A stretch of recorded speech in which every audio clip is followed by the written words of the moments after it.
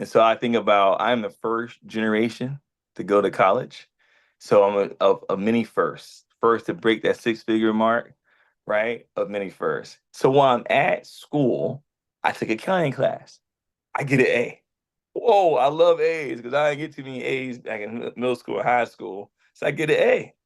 Okay, I do it again. I get an A again. I like, I must be pretty good at this. I always say the best currency is relationship currency. Hey, my name is Jesse Rose Jr. Just like the name is my website, Jesse Rhodes, RHODESJR.com. My organization is myself, Mr. Rose LLC. I am an author. I am a personal coach. I am a corporate executive. I am many layers, but my personal statement to you is that I believe in exploring and uplifting and inspiring your full possibility. That's who I am as a human. Diversified game. Learn how to start, run, and sustain your business. Hey, it's Kellen. And yep, you heard it correct. For all the executives out there, the CEOs, you guys, one of the most greatest interviews and times that I have is talking to people who do similar things. And we always talk about business, so you could say, but this young man, this gentleman, he is a career coach. He is a professional coach, a business coach, a speaker, an author, so much more. And he was sent to me, this is how I know he's good people, by Chief Rick Toms. Rick told me about him last time we were in Mexico, my second or third home. And he said, you got to meet Jesse. So Jesse, welcome to Diversified Game. You come off great referrals. How are you doing today? I appreciate you. I love your energy. I'm excited about today. Thank you for making this possible. And I'm feeling blessed. So thank you. Well, thank you for coming on. And I really want to get right into it for that 14-year-old or that 44-year-old who's listening right now and says, man, everybody's a coach. Everybody's a business, consultant. How do I get there? What got you to where you're at? Was it school? Was it a training program? Did you find a mentor that, put you up and on all new heights? And now you're on the biggest stages. How did we get here, Jesse? Man, I would say it's all of the above. But the key, it starts with you first. And so what I mean by that, most cases we are stopped by our own limited beliefs. And it takes others sometimes to wake it up. And so I think about I'm the first generation to go to college.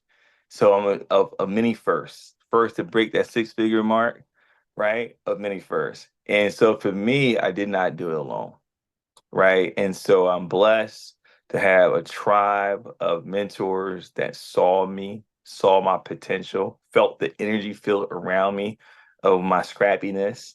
I am someone that likes to learn by seeing and doing, reinforced through reading and connecting.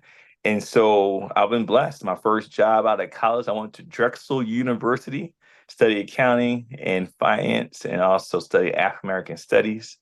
And then I'll study management information systems. And I remember my first interview, Debbie Hassan, amazing, amazing soul, partner at Deloitte and Touche. And she looked at my resume, she talked to me in a room, and she just stopped. And she said, I see you. You are leading your organizations on campus. I was working with NABA, which was National Association of Black Accountants. And she saw my dual degree. And she says, we need you here. Man, those words were so powerful to hear at 21, 19, 20, 21 years old, to hear that someone sees you. She did not look like me, right? She's an older white woman, worked at corporate America, but she saw an opportunity in an interview at one of the largest public accounting firms and said, I see you. I see what you bring, your diversity of experience already on campus. We need that here, and we will support what you're doing, what you did at campus here at Deloitte too. So that's how I started. Now, you said some big names, and some people will say, what if I can't get into such a prestigious university? What if I can't work for such a great company? Though, I mean, before getting into the university, your high school grades probably had to be good and you had to be doing things as well. No? Where did it start? I was an OK B C plus B minus student, and that's why I mentioned that you get out your own way. I did not see myself going to Deloitte. I did not see myself going to Drexel.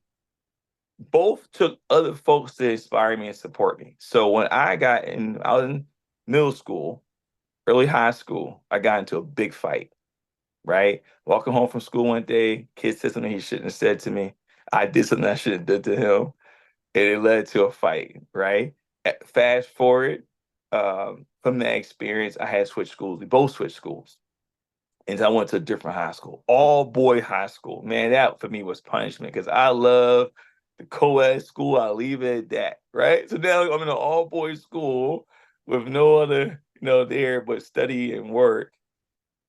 I stay focused, and I was really good. My dad had mentioned to me, "Hey, if this it was a Catholic school, if the priest asks you, uh, what's your interest, say accounting." Now I didn't know what accounting was, right? So mentor number one, right? My dad said, "You like math, you like numbers, say accounting." Okay. Well, the priest never asked that question, but it stuck in my mind.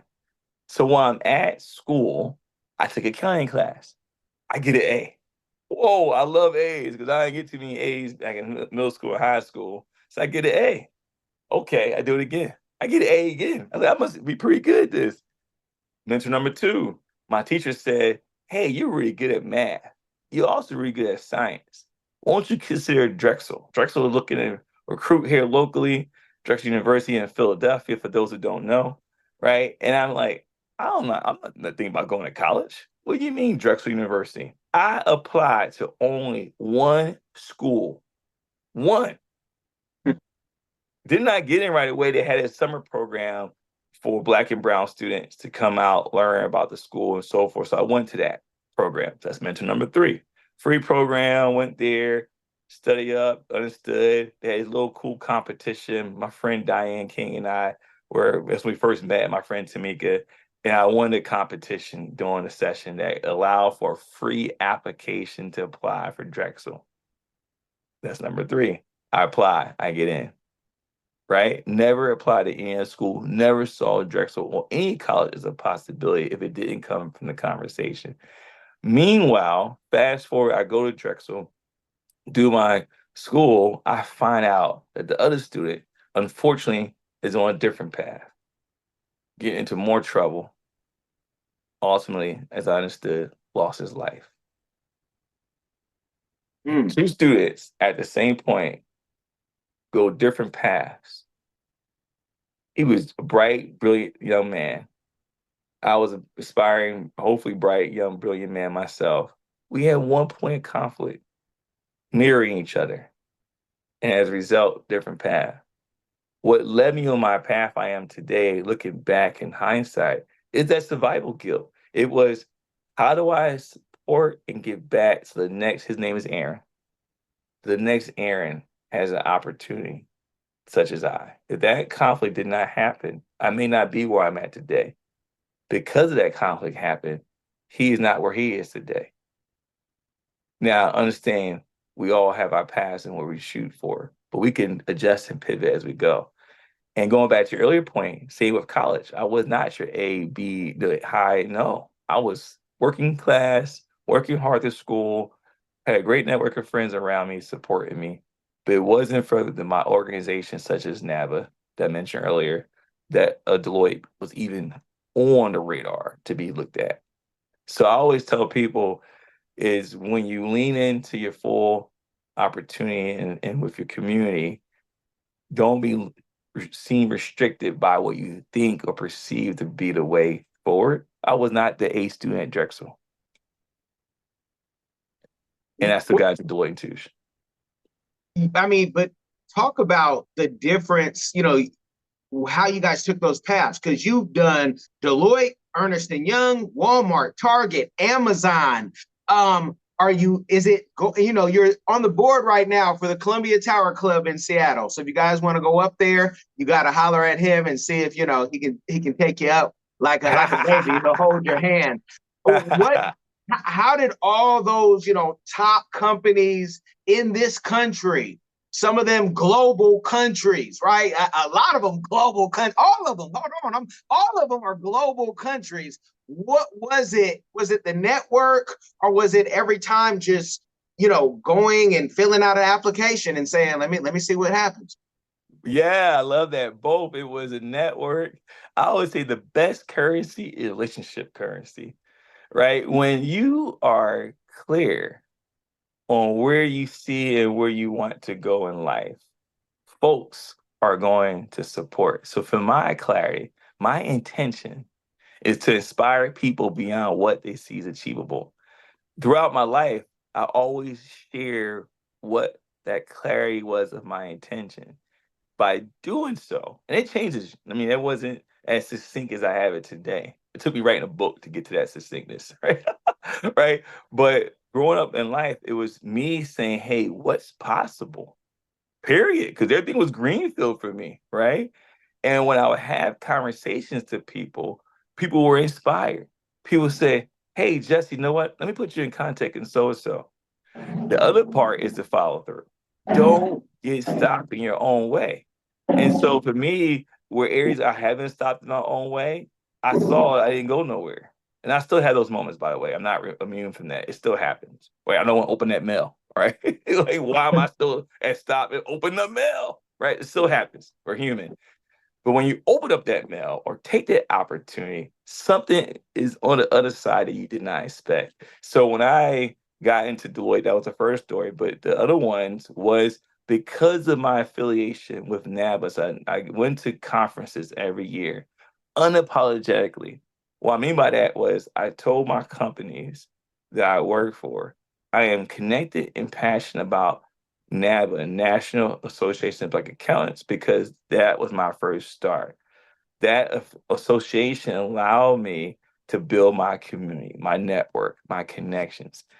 As a result of those conferences, the companies were there at the conference. So I meet Ernst& Young, I meet Walmart, I meet Target, I meet Amazon. Every one of my employments came from attending conferences. I tell people all the time, I think if I count up just my bonus dollars, not just comp, just bonus dollars. Bonuses mean a recruiter came to me, said they like me, they want to hire me, and to incentivize to get me a start, they sweeten the package with a bonus. So I know you don't get often today, given post-COVID where we're at climate. If I take up all those dollars, I would say easily in just bonus alone, $750,000 earned for going to conferences, getting job offers, and getting bonus. Not counting the compensation. I'm talking about just pure bonus, $750,000. So that is how I personally lean into creating spaces where folks want and was looking for opportunities to bring on board and take a chance. The other part is just once you're in the room, be your authentic self. That's it. The world out there is desperate to make the impact that only you can make. So I know if I'm being my authentic self and how I show up, they will see the value that I bring into the conversation. So I have never been shy with words, as you can probably tell. And so I was always sharing and being me in each of those rooms. Period. And that's how I did it.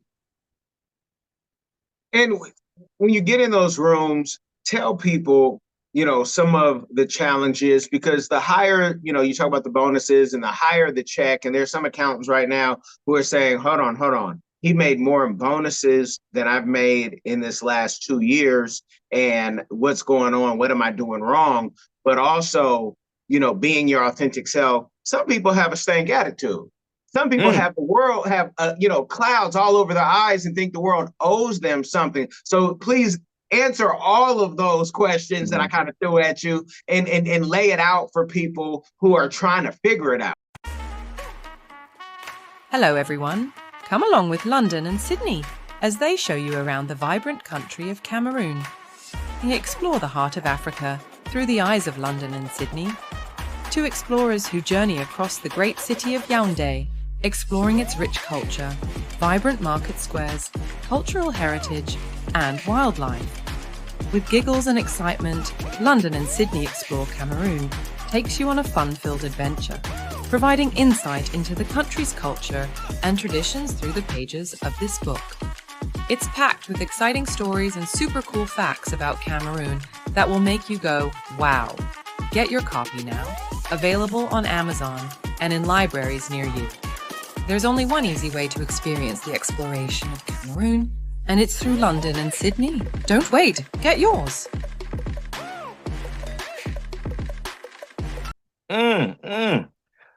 Ooh, I'm wearing my corporate executive hat right now. Corporate America is tough. That we know. Now, for those who can see me, and also for those who can't, I'll say I'm a Black male, mid-age, 49 years old, grew up in corporate America from Philadelphia, born and raised, and moved around to different places. And yes, I was tempted to sing the Will Smith song just now too. I was gonna go there with you if you did. On the playground, yeah. Yeah, from back in my days, trust me, it pops up. And yes, I've had the opportunity to meet Will Smith and Jada Pinkett. I get that question too. Yes, yes, yes, and yes. It's so funny. And Charlie Mack, met him as well a couple times. So anyway, in corporate America, what I find is it's a combination of a bunch of humans all running to try and figure things out as well. A lot of imposter syndrome and a lot of, hey, if you look bad, it makes me look good. So I'm gonna throw you in a bus where I can so I can elevate and accelerate. Once you understand the dynamics of corporate, and some folks are not there to try and win anything. They just want to get a paycheck, show up and leave and do as minimum as they can, right? If you disrupt that flow for them, if you are a threat because you're working faster, 3x them, they will find a way to crush you and change how you perceive because you are mirroring what they either want to try desire to be or don't. Either way, you're a disruptor that they don't want. So I'll use a quick visual analogy and I'll speak it through too. Picture this thing, this little thing of honey, right? I don't know what brand it is, but Clover honey, whatever. If you go to Walmart, you pick this up, you may get it for $1.99, right? Take this same little jar of honey, move it to Starbucks. And that little jar of honey now costs $7.99 at Starbucks. You're in Starbucks, people expect a higher price. They assume quality with it, right? As a result, they want to pay a higher margin. You take this same honey, go into the airport. Now it's $9.99 because of ease and convenience. I need access to it. You're providing that convenience for me because I'm not feeling well. I need some honey with my hot tea. I'm gonna take it. I'm gonna pay $9.99. The honey never changed, but where you move the honey has value. A lot of times when we get feedback at work in corporate America and attacks, we think the value, we feel less value. We feel that our product is broken and damaged. And we leave most companies feeling that way. However, you are your amazing honey product. Sometimes you just need to move your honey somewhere else. And for me, I learned that many ways over the hard way where I felt that my honey. Now, I'm not saying you don't improve your product. You always improve and enhance your product. That's different. As you lead into yourself with full gratitude, persistence, and patience, and self-development, self-awareness, follow through in your word, inspiring others, that's different. That's product improvement. You can get bigger size, change shapes, whatever. But don't let others tell you what your product is worth. That is where a lot of us fall into traps. And so I would say my advice is understand the value of your honey. And when they don't see the value of your honey, you go somewhere else that does. Or build your own daggone business. Man, that's real talk. And with that honey example, and some people say, but not everybody's an entrepreneur. Not everybody can, and I tell people I don't really believe that, because if you were forced to be an entrepreneur like myself, I feel I was forced to be an entrepreneur because I had ideas, and ideas kept getting shuffled, and oh, you don't know what you're talking about, even if you've proven it, right? And they'll never respect you unless you are an entrepreneur, in my eyes. How can someone take that step and say, I know I should be getting 128, but I'm only getting 64, or I'm only getting 34, and I have a bachelor's? That's real talk for some people. They're getting 34,000 and they're trying to pay Sally Mae all the way back. But they're saying, I don't know, is it where I went to school, or is it that I'm not cool? How do they elevate themselves to get to that airport, honey, if they have the credentials and they need to make a move? It's bigger than LinkedIn. It's bigger than Indeed. What can they do? Oh my gosh. And I'll take it and reverse it. You leverage, you mentioned some powerful platforms, and it is definitely bigger in those platforms.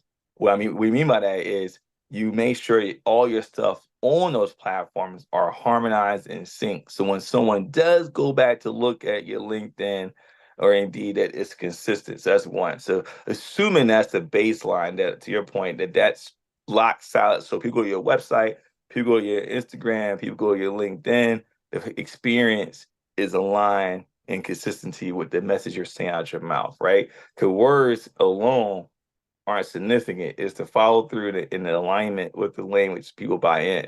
So use that same example back to honey, what you just shared just now, is if you want to be in the rooms of those that are at the airport, then you have to go to the airport to let them know and help them visualize where you are at. Or my earlier example too about the companies I work with, right, is because I was at the conferences that they expect to find talent to hire. So I was there. I was present. There was one year where I was in transition between jobs. I always say, things statistically, everyone loses their job, get laid off at least once in their career. So if you've been laid off or are going through that right here, you're not alone. Statistically, every one of us will be at least let go or in some capacity or restructure, whatever, at least once, if not twice. So I went through that myself in my career. And I remember it was a decision I had to make. Typically, my conferences were paid for by my company, but there was one year where I had to pay for myself to go. Not only did I pay the $3,000, I forgot how much it was, $3,000 flights, hotel, you name it. I decided that same year to double click down and become a lifetime member of the organization, because I've realized how much the organization has paid into me. My son at the time was 17, about to finish high school, and he was able to participate in this program called Accounting Career Awareness Program, ACAP for short. And it was for free, allowed him to see that possibility of school and so forth that NABA put on.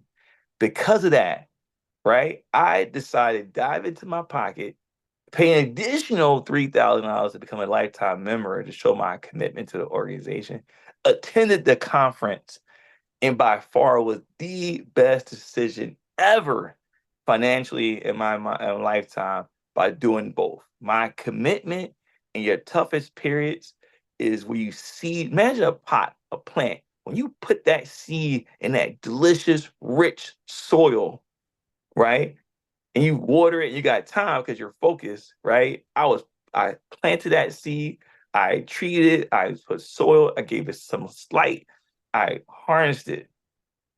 Man, it sprouted some beautiful wins for me. And I've literally been here at Amazon for 8 years since that moment. That was 9 years ago when that happened to me, right? And trust me, my path at Amazon has not always been beautiful. I'm pivoting, moving with Finn, right? But the possibility that I seeded that year, I took out personal savings money, probably about 3 or 5 thousand, until if not more, that yielded, I don't even remember how much now, 10x that, maybe more than 10. Actually, no, 100x that, 100x that number it yielded because of that investment. So that's my commitment to people, is when you're feeling at your darkest, that is when you lean in the most, self-discover and learn, make that financial personal investment and lean in.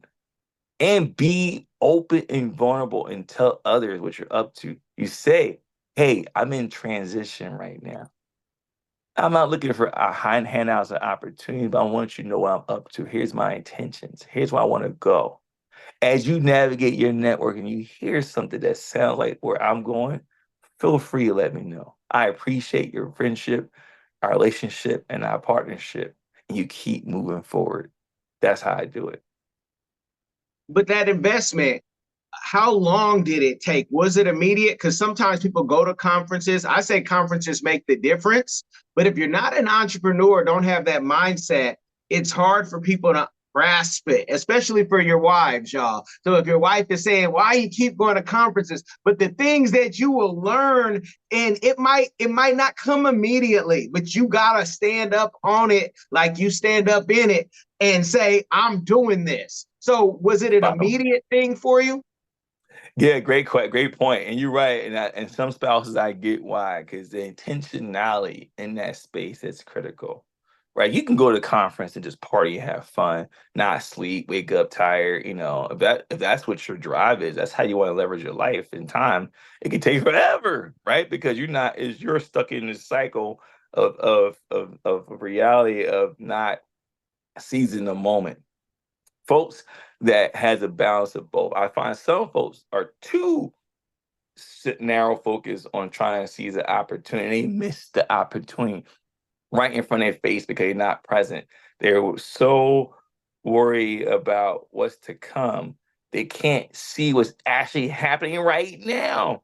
I can see it, how students will walk up to me, and while they're saying hi to me, and I'm looking at their eyes. They're not present. I'm talking to them, they're not even hearing me. So now in my mind, like, this student's not even listening to me. Why am I wasting my time? Right? Because they're so nervous, they're not focused, they're thinking about trying to get the job. They say, well, here's my resume. I'm like, did you hear that I said I don't need your resume? But here's what you can do. Talk to so and so over there. No, you didn't hear it. You missed all of that. Then I said, okay, well, thank you for your resume. Take care.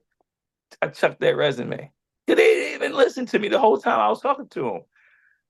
When you go to these conferences and you're super present, every single moment you are seeing a result when you're present.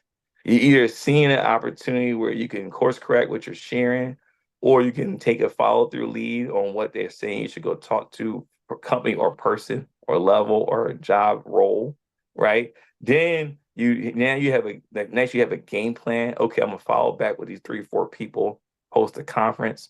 Oh, I'm actually gonna click that button to apply like they mentioned to me. So then 3 days later, while you're still at the conference, you get an email, right? That respond back. Now you take action to that email, right? So when I went to the last conference before Amazon, I wasn't even interviewing with Amazon. I was walking down the hallway. I saw one of my friends.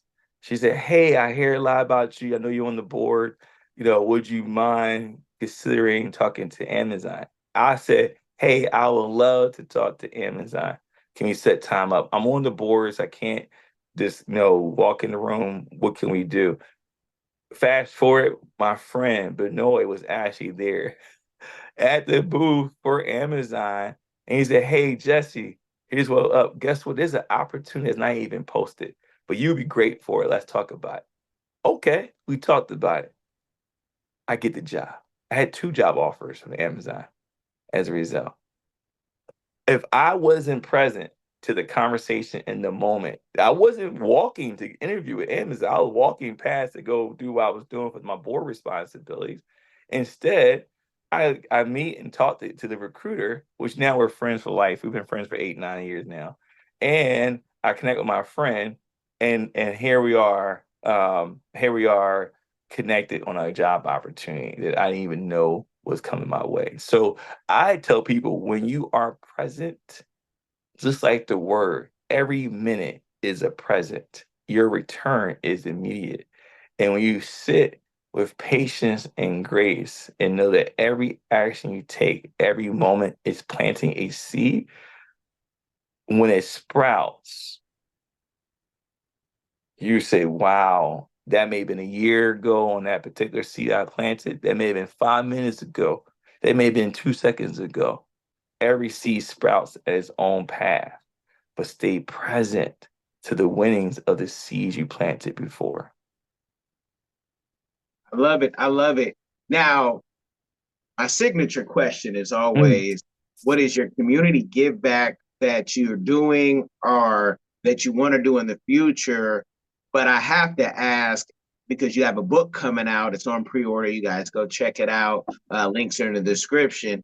Um, is that to give back to the people? Because books typically don't make people rich unless you have a big publishing deal, and still you might get a $13,000 check like John Acuff did when he was with Dave Ramsey, just because that's the way publishing sometimes works. So you don't have Yeah. a huge name with a scandal behind it a lot of times. So what is your community give back? And give us some game on your book as well, please.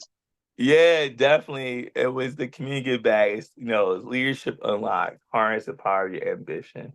And it's really targeted to that corporate hustler, that influencer, that hungry ambition, recent graduate from high school, college, or middle school, right? It's really tapping into, hey, I have this thirst, I have this hunger. What do I do with it? And the first part of the book is really value-based leadership, looking within, right? Practice gratitude, address fear. We got a lot of that, right? Set boundaries. Because then when you do that, you're never done, by the way. I'm 49, I'm still like doing as if I was 18, right? You're never done. When you practice those value-based leadership pieces, the application and relationship building, right?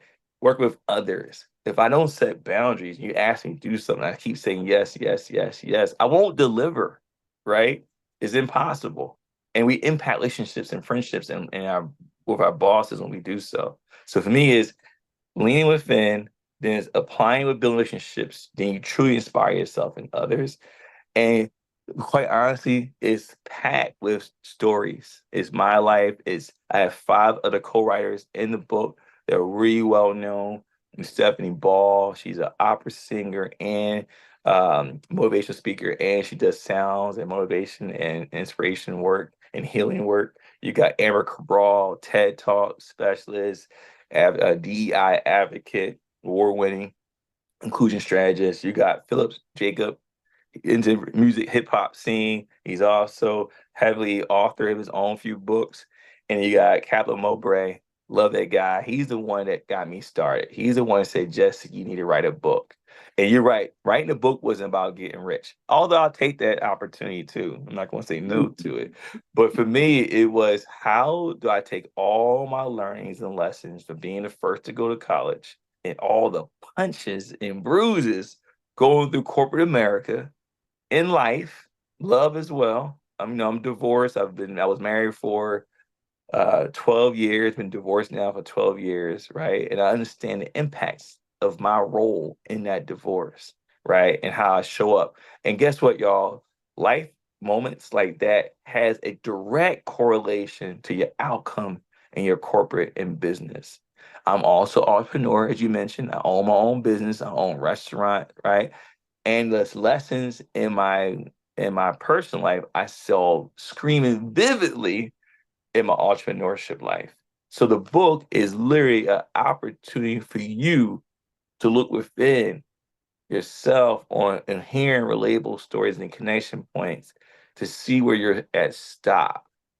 So that way you can unlock your $1 billion idea and so you can get rich. I love pouring into people. My return is when I see folks thriving and connecting off of self-exploring what's possible and really accelerating gives me life. It literally pours life into me. That to me is worth way more than any financial dollar can give me. The financial dollar allows me to continue to work, to go around the world. I have a book tour coming up. I'm traveling. I'm in Seattle today. I have events in Nashville. I have events coming up in Philadelphia. I have events coming up in New York. I have events coming up in Atlanta. I have events coming up in Los Angeles. And what allows me to make that trip is sponsors and connections and pouring in. So that's why I'm doing it, man. It's for me, is the society we live in, the unlocking of being locked away for 4 years in COVID, and looking within and saying, let me not be at stop. How do I work with other people, right? Co-create and develop with other people and inspire them to what I see as possible. That's why I did it. Now that's awesome. And I'm hoping with that book tour, we see your own podcast, and you give your YouTube even some more love. Yes, Bring it I back. need to. I need to help me with that. Yeah. We're gonna definitely talk, but I want to tackle before, because I want to end it where the audience wants to hear more and they want to go check out the book. So I want to have a question that, when living in Seattle, was so controversial, because you would hear people say numbers when I'd be at Tabor 100, and half the membership is the government, and they'd say, "Oh, our numbers are great. We're at 1.2 for Black contracting." And I'm like, "What were we before? Under 1%?" And they're like, Yes. "Yeah, we're getting better." And then you would have, the good old um elder, I'll say, I'm being nice, y'all, today. And they'd say, "Well, we're getting better day by day," but they've been cashed out for the year to shut up, where, they can't say anything. In the corporate world, we have big companies, some you've worked for, who will bolster and boast about how many Black people, how many are working for them, not to just say that they're the delivery drivers or the cashiers, but how many do you have in executive positions? Have you seen that getting better? And if so, what has been that secret sauce for companies that have gotten better? Because a lot of companies, things have stayed the same, and they probably will stay the same for the next decade. Yeah, I think that's a good question. So I would say that I'm wearing my diversity, equity, inclusion hat within is the companies that get it. And I know DEI is under attack. That's real, y'all, right? It was regardless of who become our next president, DEI was under attack. And reason why it's under attack is because when folks have an awakening and realizing the shift and the possibility, then folks that have been sitting comfortable with of receiving the way you have been traditionally receiving is fearful of losing that. But the companies that get it and see the power of inclusion and working together, they see the greatest in innovation. So I'll use my hat with Amazon. We thrive on that scrappy innovation lens. If we lose that, there's no Amazon. Think about Amazon Web Services came about because of a problem statement. On the book side, how do we support growth and can scale computing power the way we can meet the demand of our customer? Period. Then all of a sudden we build this model where, hey, how about we, turn data centers literally into a utility where folks don't have to keep putting up big boxes around the world. They can come to us and we provide our services. So the companies like Zoom, this platform that we're on, right, where they can scale overnight without having to seize up computing power to meet the demand. And that happened during COVID. So what I find is companies that get the power of innovation, they get out of their own limited beliefs. Just like a human, if I have biases and restrictions and barriers on how I perceive and think, I can't grow. Companies that get it understand, how do I embed in my technology inclusive, equitable outcomes? How do I work with my people and my processes as well to improve the functionality and flow? When I do that, I optimize costs, I grow revenue. Now, who in the heck don't want to grow revenue? And then I had one conversation with one of my white senior leaders. He was saying, when I'm in a room with all a bunch of white men, I find that I don't prepare and practice as much as I should for that presentation or that doc or whatever. But once the room is diverse, I got women in the room and people of color in the room, I know I can't just walk in there. I'm gonna get different opinions and perspectives. So you push me to bring a better product that I need to bring to that room as well. So it's not just a direct responsibility of you as a person of color to I have to now be that person, the voice to bring the great idea. Your presence is so significant to shift the game in the room that your white counterparts equally feel they have to be step their game up to respond and deliver. If y'all get that, get why DEI is important. If you don't get that, guess what? Go somewhere else. That is real talk. For those who know, to sometimes get into these big companies, you got to know somebody. But before you email Jesse asking, can you hook me up? Make sure you get the book and see what and how he got here, because there might be some tools in there where you say, wow, that changed my whole game. I don't just need the hookup. But if you do need the hookup, make sure you bless somebody too. Jesse, I'm not going to give them all the game that you have, because we'd be here for 3 to 5 hours and more, like the Joe Rogan. And I know you said you on tour, you on the go. Let them know Yes, where sir. they can find you again. I'll have the links in the description. Yes, thank you for that. Yes, JesseRhodesJr.com. JESSERHODs and Derek ESJR.com. You can find everything there. And keep coming back. I'm keep involved in that site and adding more cool stuff. You see about the tour, books, other products coming up. I am so grateful for this window of opportunity. I will be happy to do another segment with you. We can give them 4 or 5 separate hour sessions if you want. I'm all in. I'm proud of what you're doing. I'm proud of the connection we have. Thank you for your grace and your space, and stay blessed. And I thank you, and I thank Rick Toms for hooking this up. You guys, you want to see the biggest wedding in Mexico? Just keep tuned to Diversified Game, because you might see it. I don't want to be a spoiler, but when you see Rick do his thing, it is what it is. All day. Viva la Mexico. Thank y'all for who made it to the end, whether you were the majority of y'all listeners, but come over to the YouTube, come over to wherever you can experience this. You can comment, you can like, but most importantly, can you share this game with somebody, please? It will change their life. Y'all be blessed. Hi everyone. Have you ever been curious about visiting Africa? Which African country were you interested in? Kenya, Nigeria, Uganda, South Africa, Ethiopia?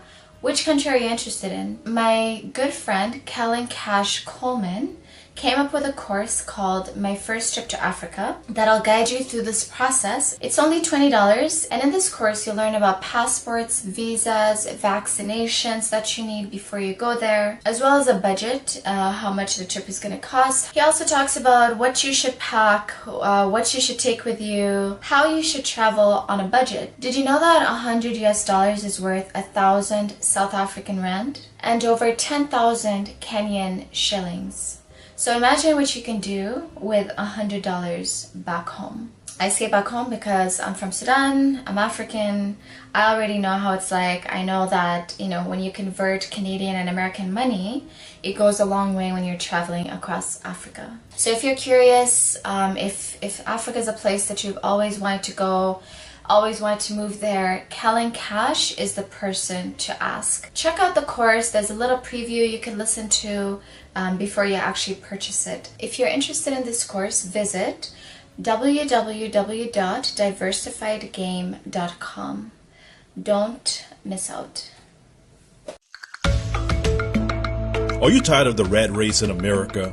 Are you ready to visit the motherland to relax and rejuvenate? Are you ready to explore all that Africa has to offer? Then check out the brand new Diversified Game Academy course, Prepare for My First Trip to Africa. Are you worried about being able to afford the trip? We got you. We will show you how to travel either on a budget or as a baller. Learn how to stress the value of the USD.